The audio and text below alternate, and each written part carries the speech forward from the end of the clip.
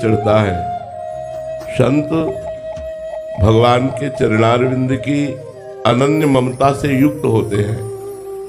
तो जब हम उनका संग करते हैं तो जो लोक में जननी जनक बंधु सुत दारा तनु धन धाम सुहृद परिवारा, यह हमारा जो ममत्व लगा हुआ है ये उनके उपदेश से प्रकट हुए विवेक के द्वारा नाश होता है।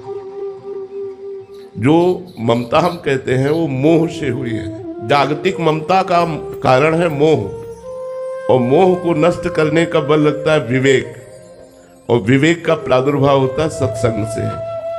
बिन सत्संग विवेक न होई, बिना साधु संग के विवेक नहीं जागृत होता, और बिना विवेक के समस्त मोह का नाश नहीं होता।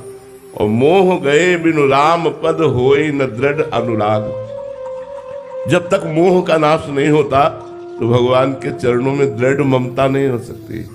इसलिए खूब सत्संग सुनिए, नाम जप कीजिए, शास्त्रों का स्वाध्याय कीजिए, पवित्र भोजन पाइए, पवित्र आचरण रखिए, तो धीरे धीरे हृदय की मलिनता नष्ट होगी और प्रभु से अपनापन होने लगेगा। जैसे जैसे हमें भजन का अनुभव होगा वैसे वैसे सब ममता नष्ट होती चली जाएगी। अगर ममता हमारी प्रभु के चरणों में हो गई, बस हम माया पर विजय प्राप्त कर लिए। सबसे कठिन बात है प्रभु से प्यार होना, प्रभु से अपनापन होना।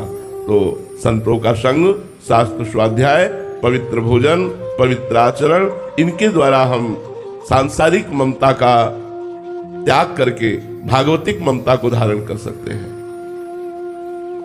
निखिल जी, राधे राधे। महाराज जी, अक्सर लोग कहते हैं कि हमें आत्मसम्मान को चुनना चाहिए रिश्तों को, लेकिन जब कोई व्यक्ति ऐसा कहता है तो उसे आत्मसम्मान नहीं, आप देहाभिमान बताते हैं। तो महाराज जी, वास्तविकता में देहाभिमान और आत्मसम्मान में क्या अंतर है? आत्मसम्मान तो संपूर्ण विश्व का सम्मान ही आत्मसम्मान है। हमारी आत्मा संपूर्ण विश्व है, संपूर्ण विश्व का सुख ही हमारा सुख है, आत्मा के शब्द से। और जब हम देहाभिमान से युक्त होते हैं तब लगता है कि सब कुछ तो ठीक है लेकिन अपमान नहीं सह सकते। लेकिन आत्मसम्मान वाला स्वयं अपमान को सहकर दूसरों को सम्मान देता है। समहि मान प्रद अपमानी, ये आत्मसम्मान है। और दूसरों से मान चाहना ये देह सम्मान है। देह सम्मान ही देहाभिमान है और आत्मसम्मान ही भगवान का स्वरूप है। संपूर्ण चराचर जगत हमारी आत्मा है। सर्वे भवन्तु सुखिनः, सर्वे सन्तु निरामयाः, सर्वे भद्राणि पश्यन्तु, मा कश्चित् दुःखभाग् भवेत्। यह है आत्मसम्मान।